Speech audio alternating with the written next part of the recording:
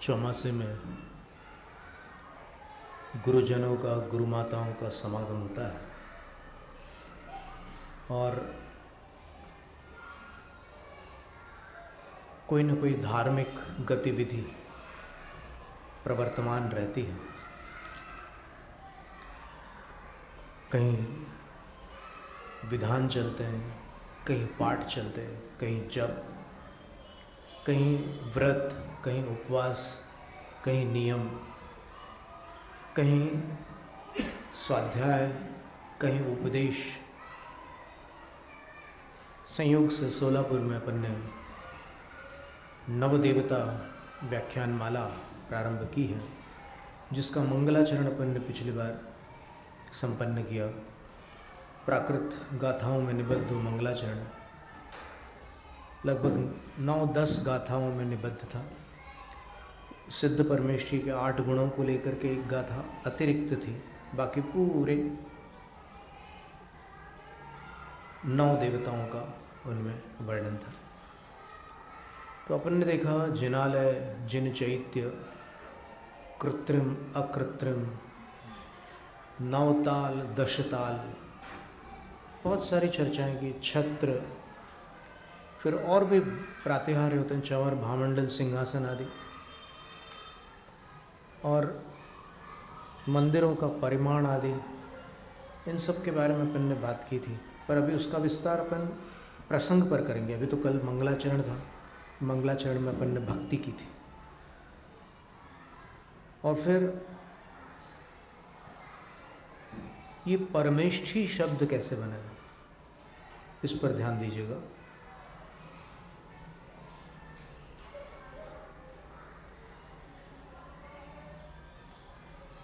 परम का अर्थ होता है इंद्र आदि समस्त गणमान्य चातुर्गतिक, और चातुर्गतिक में जो नरक गति है वहाँ के जीव तो परमेष्ठियों के निकट नहीं आ सकते, लेकिन जो सम्यक दृष्टि है उनके हृदय में तो पंच परमेष्ठियों का स्थान रहता है।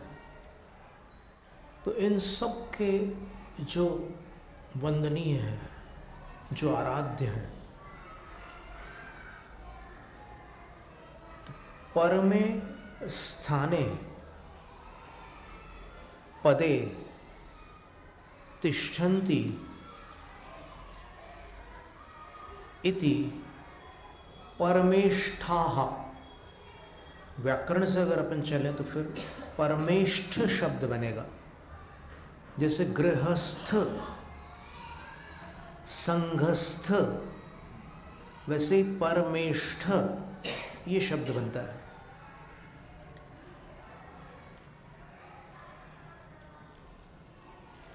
तो जो परम स्थान पर स्थित है, जहाँ इंद्र, धरणेन्द्र, चक्रवर्ती आदि सब इन पांचों के लिए नतमस्तक हो जाते हैं, इनकी अर्चना, पूजा, वंदन और इनको नमन करते हैं, उस स्थान पर जो स्थित है वो परमेष्ठ है। और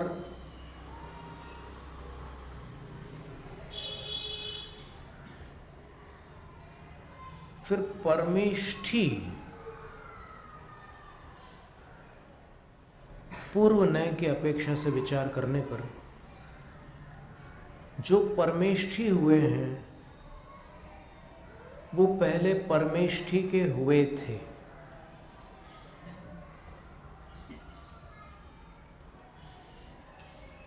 यानी वो परमेष्ठी के प्रति समर्पित हुए थे और फिर वो परमेष्ठी हुए। बिना समर्पण के वहाँ नहीं जाया जा सकता। तो उस भूत प्रज्ञापन नय की अपेक्षा जो परम स्थान में स्थित थे वो तो परमेष्ठ थे, लेकिन भूत प्रज्ञापन नय की अपेक्षा से उन्होंने परमेष्ठों को अपने भीतर धारण किया था। तो परमेष्ठी या परमेष्ठिन विद्यन्ते येषान्ते परमेष्ठी, परमेष्ठा विद्यन्ते येषान्ते परमेष्ठिनः। थोड़ा सा व्याकरण हमेशा भारी रहता है, तो उसमें अभिप्राय ये है कि परमेष्ठ को धारण करने वाले परमेष्ठी, और जो परमेष्ठी होकर परमेष्ठ हो गए उनको भूतनय से परमेष्ठी अपेक्षा लगा करके कहा जाता है। पर इसका अर्थ ये नहीं है कि सारे भक्तों को अपन जो रूढ़ संज्ञा में निबद्ध कर दें। रूढ़ संज्ञा परमेष्ठी उन्हीं पांचों की है, लेकिन एक दृष्टि से अपन कह सकते हैं कि उन्होंने परमेष्ठ को अपने में धारण किया था, इसलिए वो परमेष्ठी हुए, और परमेष्ठी हुए फिर वो परमेष्ठ हुए। लेकिन थोड़ा जटिल लग रहा होगा, फिर भी वो परमेष्ठी पांच है। उनको पंच परम गुरु भी कहते हैं, पंच गुरु भी कहते हैं। और कुंद आचार्य महाराज ने अष्टपाउड़ में अरुहा सिद्धा इरिया उवज्झाया साहु पंच परमेठी तेविहु चिट्ठ दिया दे तम्मा आदाहु में शरणम, ये गाथा दी है कि अरहंत सिद्ध आचार्य उपाध्याय और साधु ये पांचों परमेष्ठी अपने में रहते हैं। इसलिए अपना अंतरंग रक्षक अपन स्वयं ही। अगर आप अपने को बचाते हो तो आप अपने रक्षक होते हो, आप अपने को क्षति पहुंचाते हो तो आप अपने नाशक भी हो सकते हो। भगवत गीता में लिखा है ना, आत्मैव ह्यात्मनो बंधु रात्मैव रिपुरात्मनः। अपन ही अपने सगे संबंधी हैं और अपन ही अपने शत्रु हैं। जब अपन अपना शुद्धिकरण करते हैं, अपने को पवित्र बनाते हैं, तो अपन अपने मित्र हो जाते हैं। और जब अपने आप को अपन कलुषित करते हैं, चार गतियों में भटकाते हैं, कषाय करते हैं, मिथ्यात्व में रत होते हैं, तो अपन ही अपने शत्रु हो जाते हैं। तो वास्तव में अपना अंतरंग शत्रु देखें अपन कर्मों की अपेक्षा, तो मिथ्यात्व और कषाय से बड़े कोई शत्रु नहीं है। तो ये पांचों परमेष्ठियों में एक संज्ञा आती है जिन। इन पांचों को धौला की 9वीं पुस्तक में जिन कहा है। क्यों कहा? तो वीरसेन नमो जिणाणम सबसे पहला सूत्र है धौला की 9वीं पुस्तक का। फिर वो पूरा गणधर्व वलय मंगल दंडक चलता है। नमो जिणाणम, नमो ही जिणाणम, नमो परमो ही जिणाणम, नमो सवो ही जिणाणम, नमो अनंतो ही जिणाणम, नमो श्वेतांबरों में नमो अनंतानंतो ही जिणाणम भी है। श्वेतांबर पाठ का भी हमने संग्रह किया। हमारे पास गणधर्व वलय के लगभग 32 पाठ इस समय संकलित है। अभी हम उसको व्यवस्थित कर रहे हैं। तो ये पूरा चलता है क्रम। प्रतिक्रमण, बृहद प्रतिक्रमण में 47 नमस्कार है। षटखंड आगम में 44 है। टीका के अनुसार वहाँ 45 भी है, पर मुद्रण के अनुसार 44 है। नमो वड्डमाणाणम वहाँ पर मुद्रित नहीं है, लेकिन टीका में लिखा है कि इसको पुनरुक्त क्यों किया।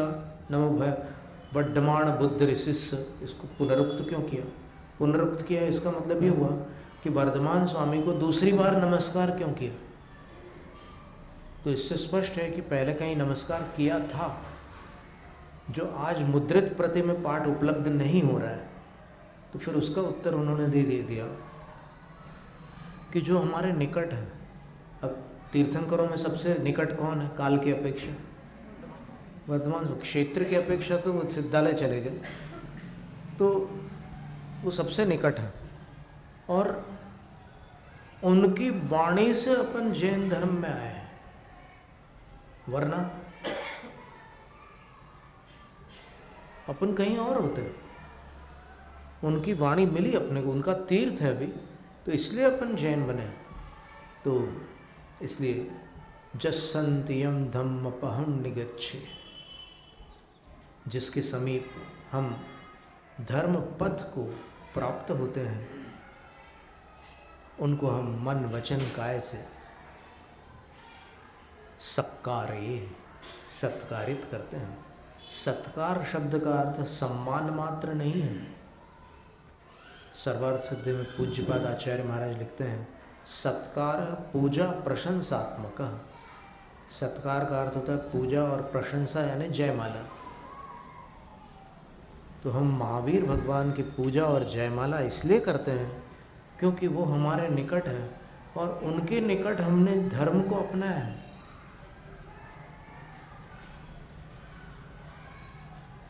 तो पंच परमेष्ठी, परम स्थान में विराजमान पंच परमेष्ठी, नव देवताओं में प्रथम 5 है। देवता शब्द का अर्थ क्या बताया था हमने, स्मरण है? देव शब्द के 6 अर्थ होते हैं। कार्तिकेय अनुप्रेक्षा की टीका में शुभचंद्र आचार्य महाराज ने देव शब्द के 6 अर्थ बताया है। लेकिन यहाँ पर देवता शब्द का अर्थ अपने को प्रवचन सार के प्रथम अध्याय से आराध्य लेना है। तो 9 आराध्य, इनमें प्रथम 5 पंच परमेष्ठी है। फिर जिन धर्म, जिन वचन, जिन चैत्य और चैत्यालय, ये 4 और हैं। तो 9 देवताओं को याद रखना बहुत कठिन नहीं है।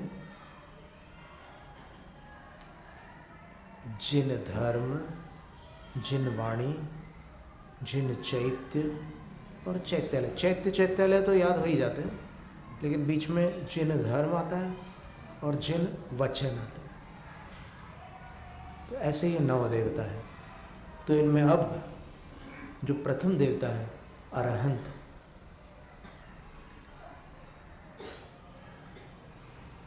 जो जिन शब्द की चर्चा अभी हमने निकाली थी धवला की 9वीं पुस्तक में, उसमें 5 परमेष्ठी कैसे आ जाएंगे?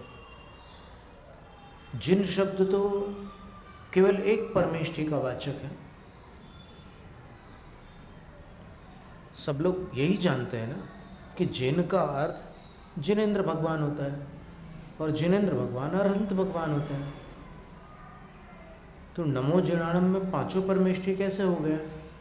तो फिर आचार्य महाराज लिखते हैं, देश सयल जिन भेण, धवला की 9वीं पुस्तक में, यहीं से प्रकाशित है। उसका जो नया संस्करण है वो यहीं से प्रकाशित है, जीवराज ग्रंथमाला से। तो उसमें लिखा है, देश सयल जिन भेण दुविहा जिना, जिन के 2 भेद हैं। एक सकल जिन यानी सर्वथा जो जिन कहलाते हैं वो पूर्ण जिन, और दूसरे देश जिन। देश जिन का अर्थ होता है अपूर्ण जिन, जो अभी पूर्ण जिन नहीं हुए हैं लेकिन कुछ अंशों में जिन हो गए हैं, वो देश जिन कहलाते हैं। महत्व की जानकारी है। तो तथ्य खविय घाई कम्मा सयल जिना, जिन्होंने घाती कर्म का क्षय कर डाला, वो सकल जिन है, अर्थात वो पूर्ण जिन है। केते, वो कौन है? तो बोले अरहंत सिद्धा।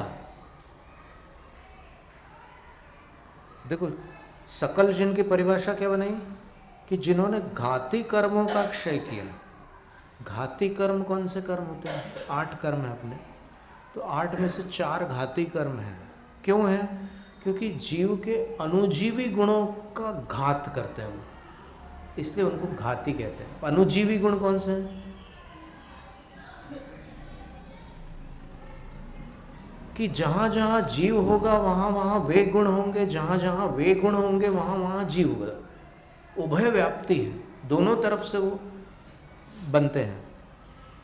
ज्ञान, दर्शन, सुख, वीर्य, ये 4 गुण हैं। अब ये जीव के अनुजीवी गुण हैं। जहाँ भी जीव होगा ये गुण मिलेंगे ही आपको, और जहाँ ये गुण मिलेंगे वहाँ समझ लेना कि जीव है।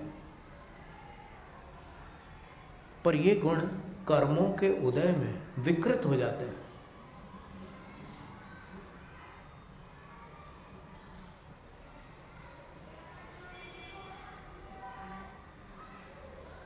समय पावड़ में एक गाथा है कि सो सवर्णाण दरिसी कम रेण नियेण वच्छन्नो संसार समावन्नो न विजानति सव्वदो सव्वम।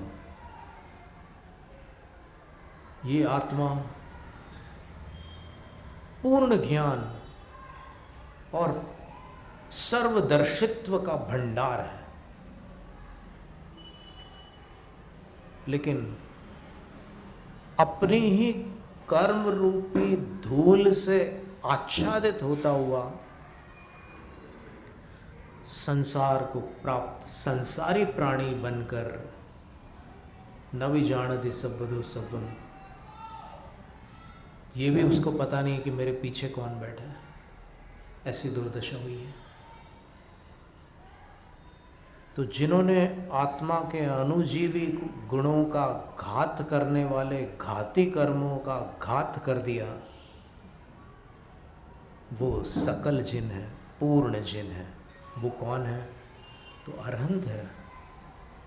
और जो अरहंत पद से भी एक कदम आगे बढ़ गए हैं वो भी है।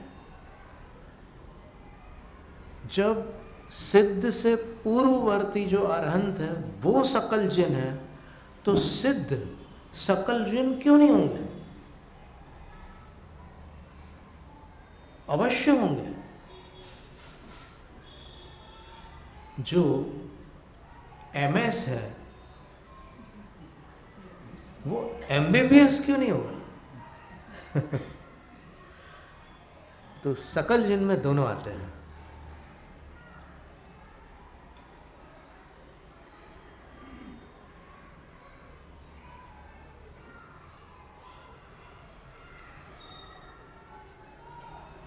इंद्रिय तिव्व कसाय मोह विजयादो आयर्य उवज्झाय साहू देश जिणा। तो कितनी सुंदर जिनवाणी अपने को मिल रही है। धवला की 9वीं पुस्तक में वीरसेन आचार्य लिख रहे हैं कि देश जिन कौन है? तो बोले आयर्य उवज्झाय साहू आचार्य उपाध्याय साधवः, ये 3 देश जिन। क्यों? बोले इन्होंने अभी घाती कर्मों पर विजय प्राप्त नहीं की है, इसलिए इनकी जीत अधूरी है, लेकिन विजय अवश्य प्राप्त की है। शब्द लिखा उसमें,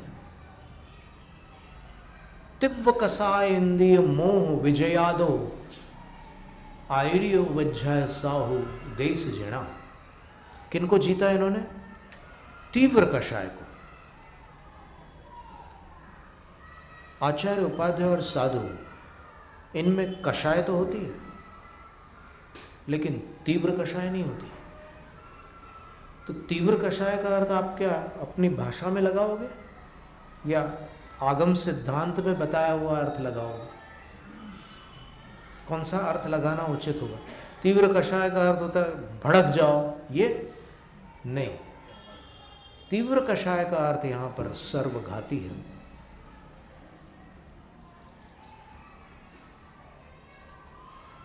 क्षुल्लक, एलक, क्षुल्लिका, आर्यिका अवस्था तक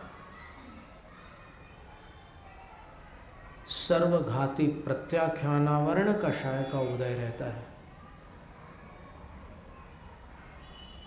लेकिन मुनिराजों में, आचार्य उपाध्याय साधु में एक भी ऐसी कषाय नहीं है। 25 कषाय अपन गिने, अगर 16 कषाय और 9 कषाय, इनको मिलाकर अगर 25 गिने तो 25 में से एक भी सर्वघाती कषाय निर्ग्रंथ मुनिराज में, भावलिंगी साधु में उदय को प्राप्त नहीं है। अब सर्वघाती कौन सी कषाय है? अनंतानुबंधी क्रोधमान मायालोक, अप्रत्याख्यानावरण क्रोधमान मायालोक और प्रत्याख्यानावरण क्रोधमान मायालोक, बाकी सब देशघाती। और रही संज्वलन कषाय, तो संज्वलन कषाय में स्पर्धक 2 प्रकार के, सर्वघाती और देशघाती। तो जब अणुव्रत धारण कर लेते हैं अथवा आर्यिका दीक्षा ले लेते हैं, 11 प्रतिमा धारण कर लेते हैं, तब संज्वलन का सर्वघाती उदय समाप्त हो जाता है। सर्वार्थ सिद्धि में संयम की परिभाषा बताते हुए आचार्य पूज्यपाद स्वामी ने लिखा है कि उनको सर्वघाती का उदय नहीं रहता संज्वलन संबंधी, लेकिन प्रत्याख्यानावरण सर्वघाती है उदय में। तो तीव्र कषाय पर विजय प्राप्त की है किन्होंने? 3 परमेष्ठियों ने। कौन से 3 परमेष्ठियों ने? आचार्य उपाध्याय और साधु। तो वो तीव्र कषाय कौन सी हैं? अनंतानुबंधी, अप्रत्याख्यानावरण और प्रत्याख्यानावरण। बस, ज़्यादा कठिन नहीं है। जो पहली बार सुन रहे होंगे उनको थोड़ा सा कठिन लगेगा, लेकिन घबराने की कोई बात नहीं है, बहुत सिंपल है। अगर आप वर्गीकरण कर लो, कषाय कितनी होती है, तो क्रोधमान मायालोभ, ये तो सामान्य 4 भेद है, लेकिन जाति की अपेक्षा से कषाय कितनी होती है, तो एक अनंतानुबंधी कषाय होती है, दूसरी अप्रत्याख्यानावरण कषाय होती है, तीसरी प्रत्याख्यानावरण कषाय होती है और चौथी संज्वलन कषाय होती है। अब इसका क्या अर्थ होता है अनंतानुबंधी का? तो अनुबंध का अर्थ होता है संपर्क, और अनंत का अर्थ अनंत संसार कारणत्वाद मिथ्यात्वम अनंतम। परिभाषा दी कि जो अनंत संसार का कारण होता है उस मिथ्यात्व को अनंत कहते हैं। तो अनंतानुबंधी का अर्थ क्या होगा? अनुबंध का अर्थ संपर्क है। जो कषाय मिथ्यात्व का संपर्क करा दे उसको अनंतानुबंधी कहते हैं। शब्दार्थ को भी अपने स्मरण में रखना बहुत उपयोगी होता है। अनंतानुबंधी शब्द तो सबके मुंह पर आता है, लेकिन शब्दार्थ क्या है कि जो मिथ्यात्व से संपर्क कराने वाली कषाय होती है उसका नाम अनंतानुबंधी है। अनंतानुबंधी का अगर उदय आ जाए किसी जीव को तो वो अधिकतम 6 आवली और न्यूनतम 1 समय में मिथ्या दृष्टि बन जाता है। फिर दूसरी कषाय का नाम क्या है? अप्रत्याख्यानावरण। अप्रत्याख्यान का अर्थ होता है देश संयम। देश संयम का अर्थ क्या है? 11 प्रतिमा और आर्यिका माता जी का गुणस्थान। तो जो कषाय देश संयम का घात करती है, उस पर आवरण करती है, उसका नाम अप्रत्याख्यानावरण है। सरल है ना? ये कठिन तो नहीं लग रहा है? कितनी इसका अर्थ कितना सुगम है। तो अप्रत्याख्यान का अर्थ देश संयम है, उस पर आवरण करने वाली कषाय अप्रत्याख्यानावरण। जब तक उसका उदय रहेगा तब तक अणुव्रति नहीं हो सकता। श्रेणिक राजा को था उदय, उसका सम्यक दृष्टि था, क्षायिक सम्यक दृष्टि, लेकिन बस उस उदय को पार नहीं कर सका क्योंकि वो आयु का भी बंद हो चुका था। जिसको 3 आयु का बंद होता है वो अप्रत्याख्यानावरण का क्षयोपशम नहीं कर सकता। कौन सी 3 आयु? नरक आयु, तिर्यक आयु और मनुष्य आयु। इन 3 आयु का अगर बंद हो जाए तो फिर वो जीव उस जीवन में अणुव्रत या महाव्रत धारण नहीं कर सकता, अप्रत्याख्यानावरण कषाय को पार नहीं कर सकता। आपको लगेगा कि मनुष्य आयु का भी इसमें समावेश कैसे है?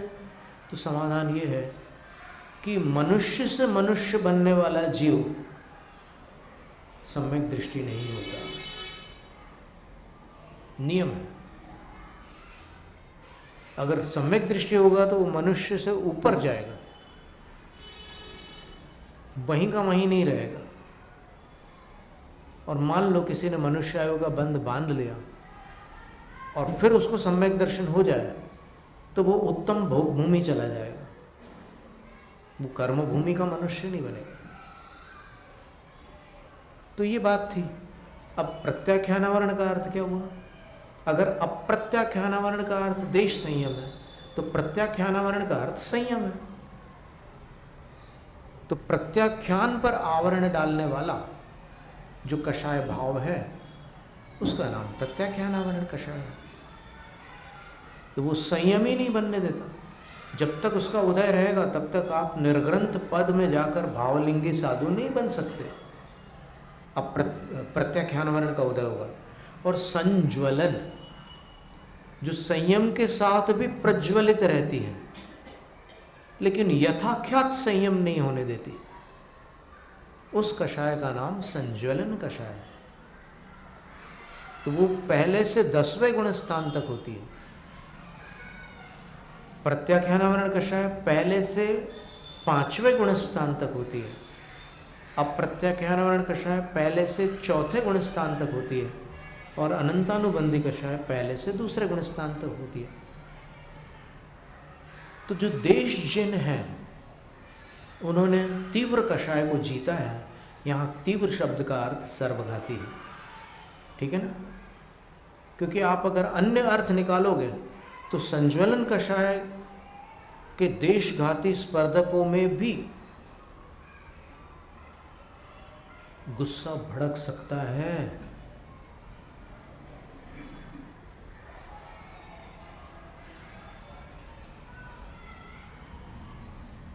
लेश्या बिगड़ सकती है, लेकिन संयम नष्ट नहीं होगा, ये याद रखना। संयम में कमी आएगी, भावों में कलुषता आएगी, आर्त ध्यान होगा, लेकिन असाधु नहीं हो जाएंगे। वो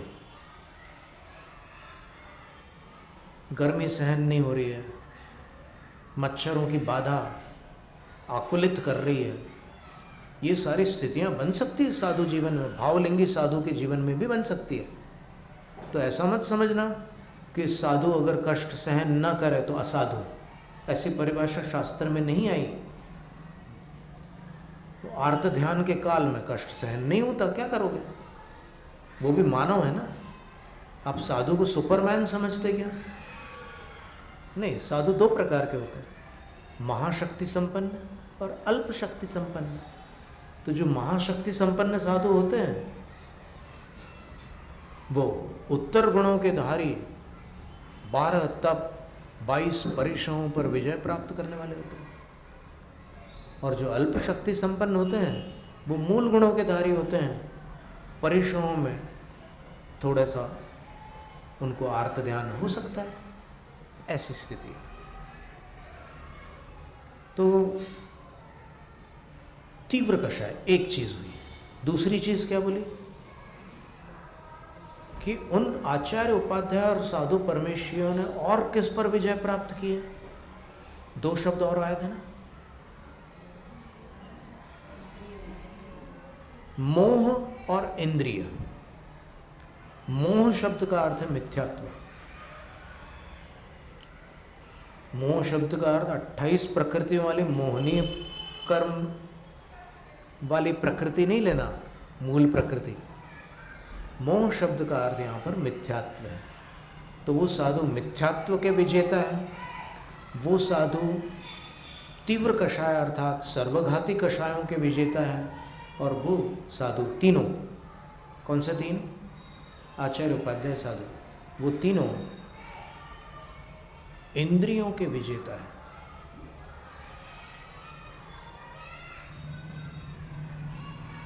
और इंद्रियों के पूर्ण विजेता है ऐसा भी नहीं कह सकते, लेकिन विजेता है। कोई भी गृहस्थ दिगंबर मुनि की बराबरी नहीं कर सकता,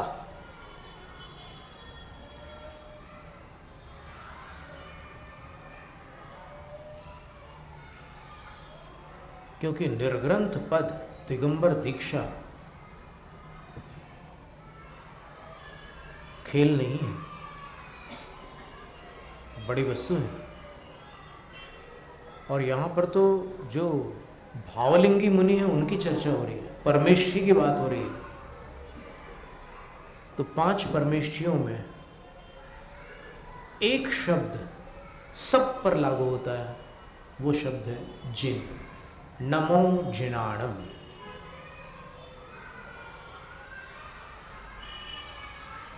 नमः जिनेभ्यः पंच परमेष्ठिभ्य इत्यर्थः। 5 परमेष्ठियों को नमस्कार है। उनमें से 2 सकल जिन हैं और 3 क्या है? देश जिन। देश शब्द तो ऐसा कठिन शब्द नहीं है, पर देश शब्द का अर्थ यहाँ पर अपूर्ण लेना, सकल का अर्थ पूर्ण लेना। वो तो प्रसिद्ध भी है, सकल का अर्थ तो पूर्ण ही होता है। तो ये 5 परमेष्ठी जैन सिद्धांत की अपेक्षा पूर्व काल में एक सामान्य संसारी प्राणी थे।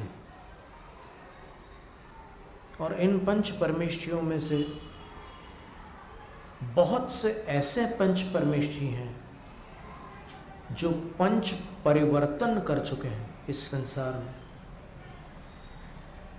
कुछ ऐसे हैं जैसे भरत चक्रवर्ती के 923 पुत्र ऐसे थे, वर्धन कुमार आदि, विवर्धन कुमार आदि, जो कभी त्रस पर्याय में नहीं आए थे, ऐसा उल्लेख हरिवंश पुराण में और भगवती आराधना की टीका में। बृहद द्रव्य संग्रह की टीका में लिखा है कि एक बार वो त्रस बने थे, इंद्रगोप उस पर्याय में आए थे। तो वो जीव 923 जीव जब भरत चक्रवर्ती के पुत्र बने तो कुछ बोलते ही नहीं थे। तो भरत ने भगवान तीर्थंकर से पूछा कि भगवान, तीर्थंकर के कुटुंब में कोई गूंगे, बहरे, लूले, लंगड़े पैदा ही नहीं होते, तो फिर मैं आपका पुत्र और ये मेरे पुत्र ये मूक क्यों हैं, बोलते क्यों नहीं हैं? तब उत्तर मिला कि ये मूक नहीं है,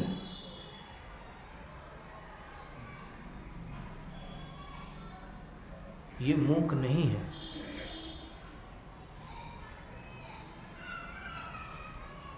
और इनको जाति स्मरण है।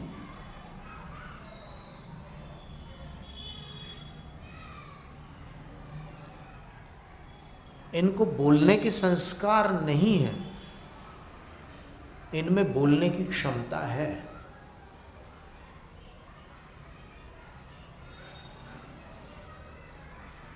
और इनको अपने एकेंद्रिय भवों के दुख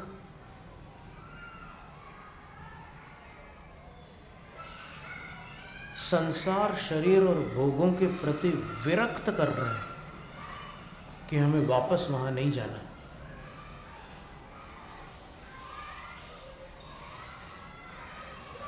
और ये भरत चरम शरीरी है और बिल्कुल सर्वज्ञ वचन थे। वो 923 दीक्षा लेते हैं और सारे के सारे मोक्ष चले जाते हैं।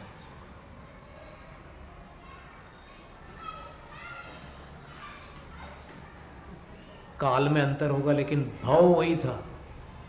उसी भाव से सारे के सारे मुक्त जाते, क्योंकि 6 महीने 8 समय में 608 जीव ही मोक्ष जाते हैं ना। ये 923 तो अधिक संख्या हो गई, तो वो लोग कुछ भिन्न अवधि में मोक्ष को प्राप्त हुए।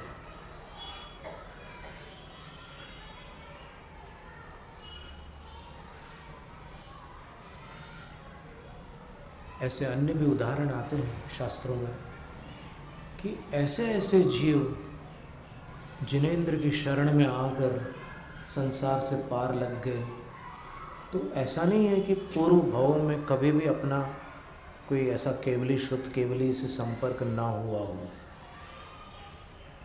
कभी अपना जीव भी केवली शुद्ध केवलियों से मिला होगा, कभी कोई अपना कुटुंबी भी परमेष्ठी बना होगा।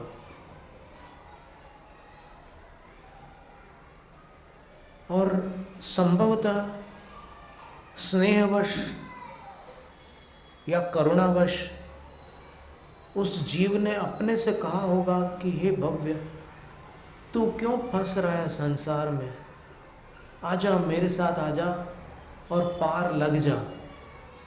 तब अपना जीव, देखो अब उसकी क्या कहानी बताए।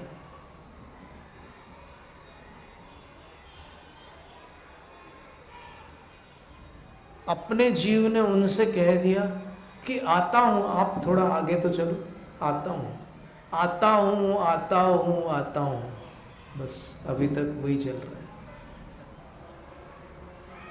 तो अब कल्याण का अवसर है, पांचों परमेष्ठियों के यथार्थ स्वरूप को आगम से समझकर जब अपन उनकी राह पर चलेंगे तो एक दिन अपना कल्याण अवश्यम भावी है। जैनम जयतु शास्त्र। शास्त्र पठन में मेरे द्वारा यदि जो कहीं कहीं प्रमाद से कुछ अर्थ वाक्य पद मात्रा छूट गई, सरस्वती मेरी उस त्रुटि को कृपया क्षमा करें और मुझे कैवल्य धाम में माँ अविलंब धरे। वांछित फलदात्री चिंतामणि सदृश मात तेरा, वंदन करने वाले मुझको मिले पता मेरा। बोधि समाधि विशुद्ध भावना आत्म सिद्धि मुझको मिले और मैं पा जाऊँ माँ मोक्ष महासुख को।